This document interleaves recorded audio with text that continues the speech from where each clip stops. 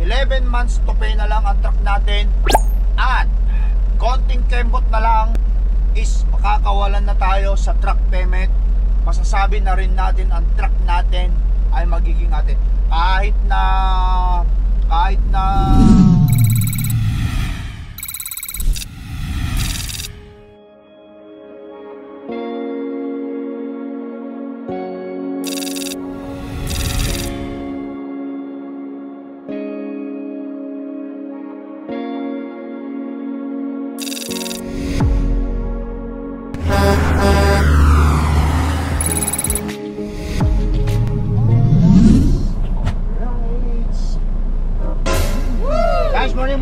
morning. Yes! Teka. Painit muna tayo ng almusalin.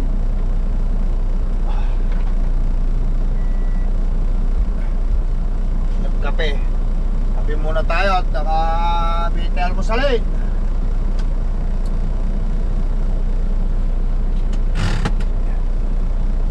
Of course, huwag kakalimutan ang milk. At 1% man lang para sa bone calcium. Maganda mood ng lakay ngayon. Wow! Bakit kanyo? Today, pinadalhan na ako ng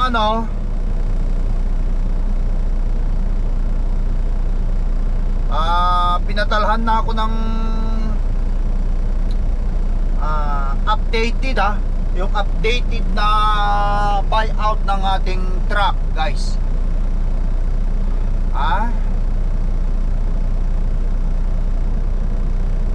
Okay, so ang una niyang ipinadala sa akin, which is nung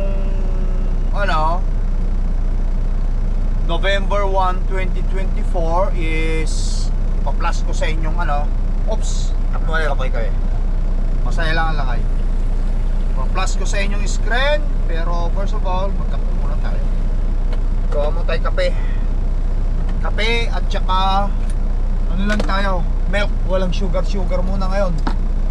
Pag uwi, kapag nagluto si Mrs. ng matatamis na mga pagkain, ay doon naman tayo babanatan ng sugar race. Ako tayo kape. Nescafe. 2 beses ako magkape sa isang araw. Nakalala pag nagdadrive ako. Hindi naman kasi ako naninigarilyo. Kaya wala akong sa sarili, yung bang libangan. Ayoko rin naman yung kain ng kain.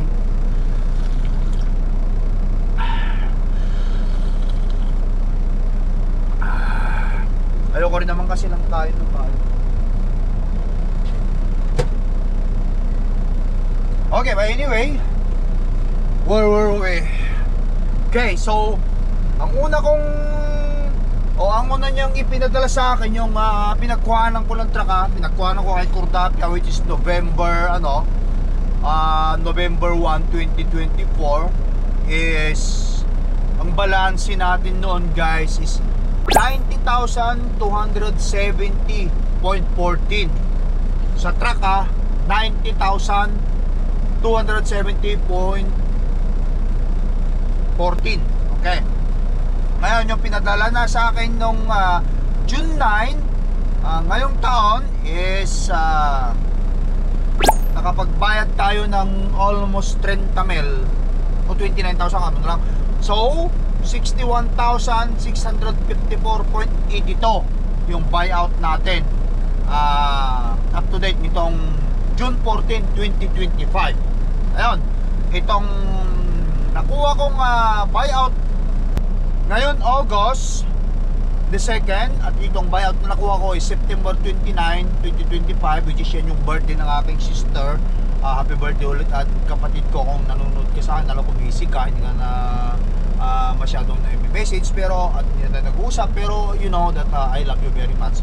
Sana maging healthy ka lagi, at sa po ng inyong pamilya is laging healthy, may layo sa anumang karamdaman, at lagi kayong swertehin sa inyong buhay. Yes! So Ang updated na ngayon guys ng truck natin is 45,303.22 Canadian dollar, which is before, kung nakita natin nung unang buyout na binigay sa akin is 90,270.14 minus 45,303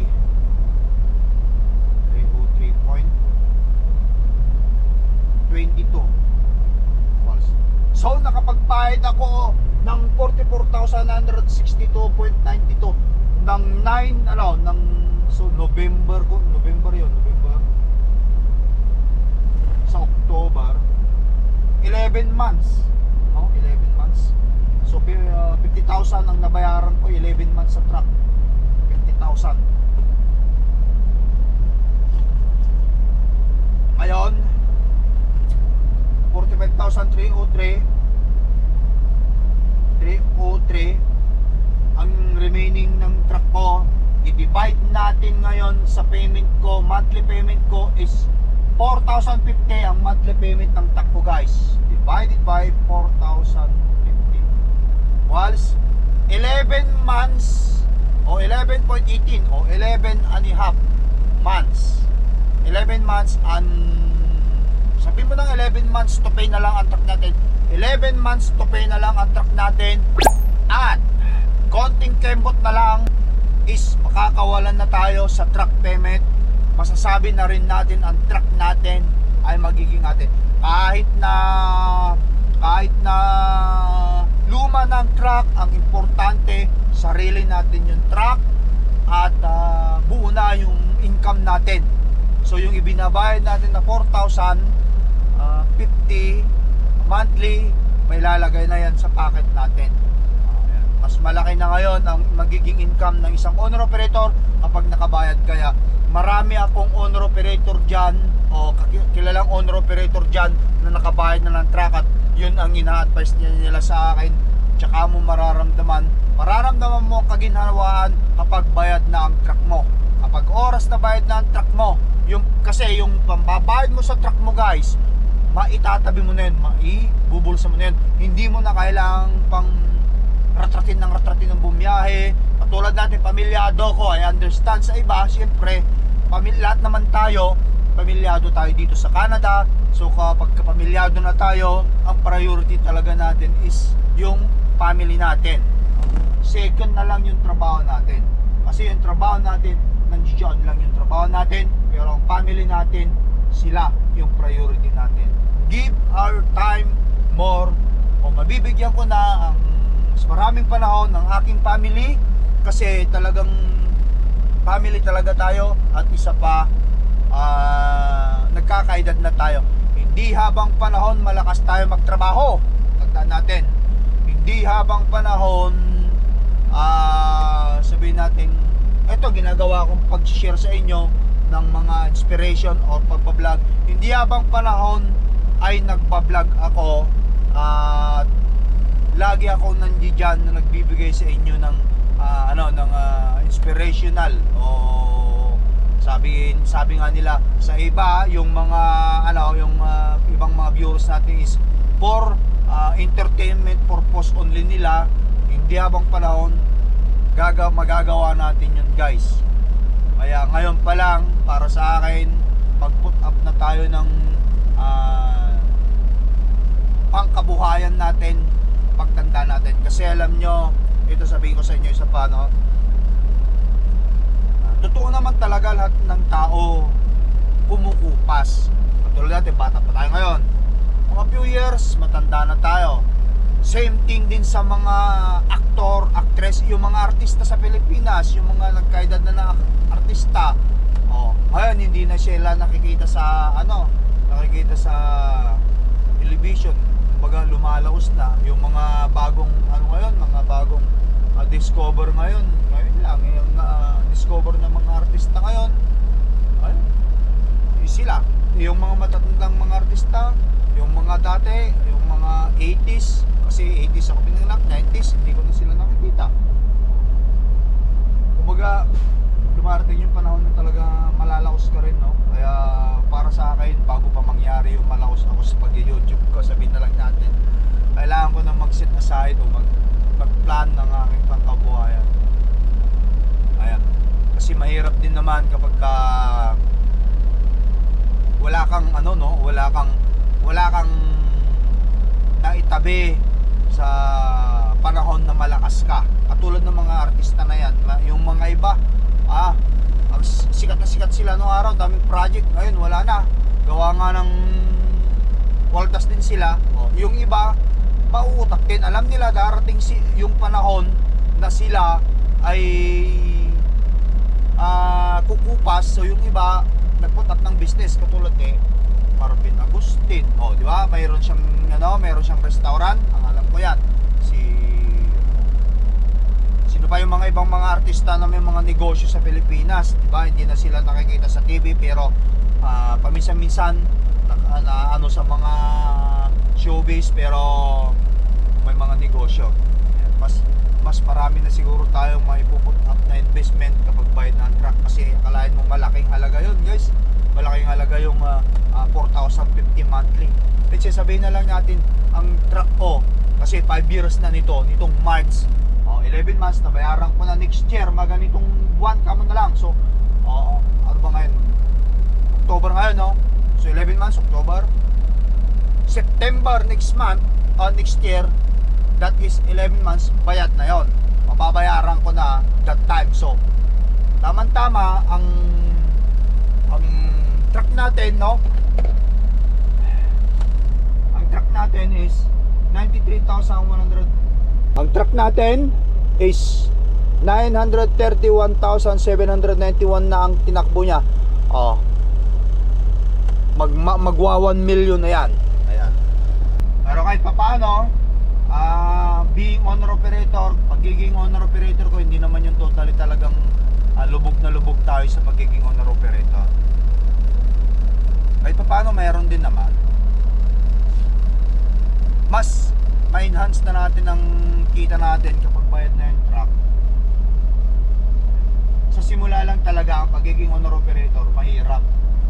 Kasi alam nyo bakit? Ang daming responsibilidad. Ikaw mismo magpapagawa ng sira ng truck mo, lahat na yun. Pero syempre, kung i-compare natin ang owner operator at yung company driver, ang company driver, of course, biyahe lang ng biyahe, walang iniintindi. Kapag na-shutdown yung truck, tawag lang sa company. Okay, yan, magantay ka lang, babayaran ka layover kapag kailangan na layover. Pagka okay na naman, araw-rata na naman. Ang owner operator, kapag na-downtime ka, na-shutdown ng truck mo, siyempre ikaw magpapagawa niyan. Lahat talaga, responsibilidad mo. Para ka rin yung fleet company. Kung ano yung responsibilidad ng fleet company, ikaw na owner operator, responsibilidad mo rin yung truck mo. Nag-iisang truck mo, yan, responsibilidad mo. Kung owner operator ka, 5 truck mo, responsibilidad mo lang silang lahat. Yung company, buong kumpanya, ang responsibilidad nila. Ayun. Parehas lang din naman yan, basta when it comes to business, at ikaw ang owner, talaga responsibilidad mo talaga lahat. Yan. Pero guys, masaya ako ngayon. Masaya ako kasi konting kembot na lang, mababayaran na rin natin ang truck natin. At makikita nyo naman na kahit gaano kahirap ang buhay natin, kahit gaano kahirap ang maging owner operator, is nakakayanan natin talagang isakad ang ating pamumuhay. Kumbaga sa ganon, ano bang Tagalog yung isakad? Hakbang ng maayos ang ating pamumuhay dito sa Canada. Ayan. Lahat ng mga truck driver o lahat ng mga tao, sabihin natin pwede mag-owner operator. Truck driver ka man o hindi ka truck driver ka man o hindi ka truck driver, pwede ka mag-owner operator. Kasi bibili ka lang naman ng truck, kukuha ka lang naman ng truck, tapos may magdadrive na makukuha ka ng driver, di ikaw pa rin ang may-ari ng owner operator ng truck. Pwede lahat yan. Yan. Basta legal kang kumuha o tumira dito sa Canada. Ayun guys, mamaya punta na ako doon sa aking dideliveran. Malapit-lapit na ang oras ko kasi alas 11. Ito pa lang dito guys 8:30 pa lang, kaya makapi-kapi muna tayo. Yes!